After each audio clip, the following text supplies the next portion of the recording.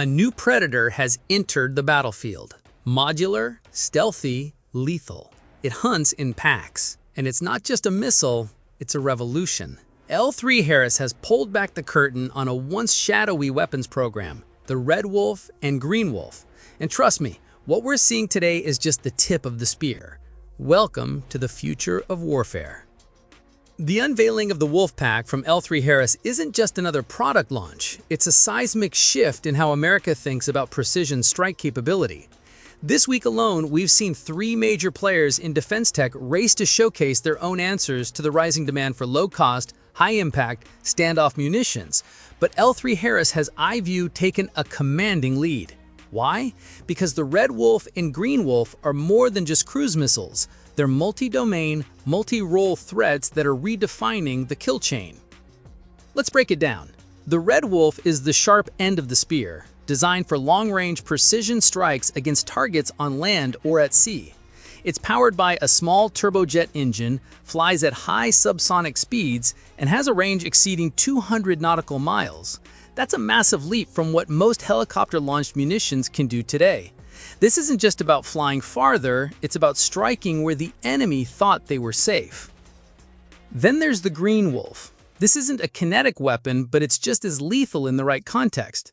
Fitted with electronic warfare payloads, the Green Wolf is designed to disrupt, deceive, and disable enemy radar and communications. Picture it. Electronic wolves clearing a path through dense air defense zones, jamming signals, lighting up targets before the Red Wolves move in for the kill.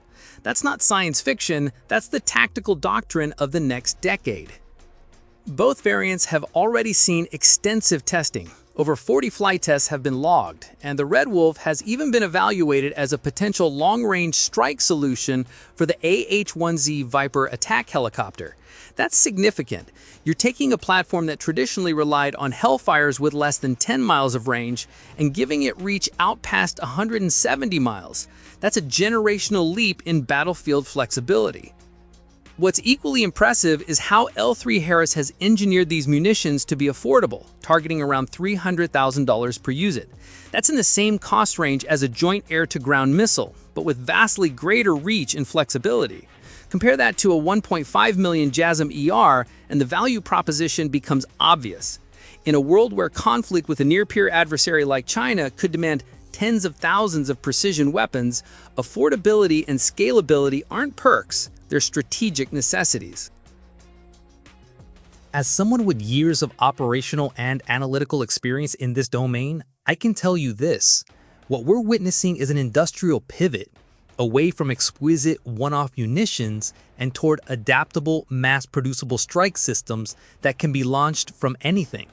Ground vehicles, aircraft, ships, even drones. That's exactly what L3 Harris is building toward. In their own words, these weapons are lethal, modular, affordable, and ready to hunt. That's not marketing, it's doctrine. But the Wolfpack doesn't hunt alone. It's entering a crowded forest. Anduril is developing its Barracuda series, equally modular, equally ambitious. Lockheed Martin's CMMT is evolving into a palletized cruise missile platform, potentially deployable from a humble C-130 cargo plane. This isn't just competition. It's convergence. We're seeing the blurring lines between drones, cruise missiles, loitering munitions, and decoys.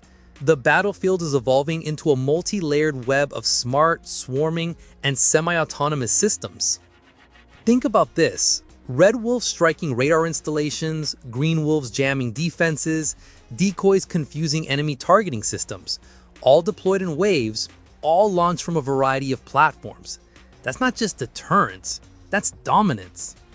What L3 Harris has shown us this week is more than hardware. It's a vision, a future where military commanders have the flexibility to mix and match effectors on the fly, where a single aircraft can deploy a mission-customized package of kinetic and electronic effects, and where the cost per kill calculus no longer favors our adversaries. So, where does this go from here? More flight testing, more integration with existing platforms, and eventually deployment at scale. But if you ask me, based on everything I've seen and analyzed, this is just the beginning. The wolves have been released, and in the next fight, they won't be alone. They'll be the vanguard of a new era in strike warfare.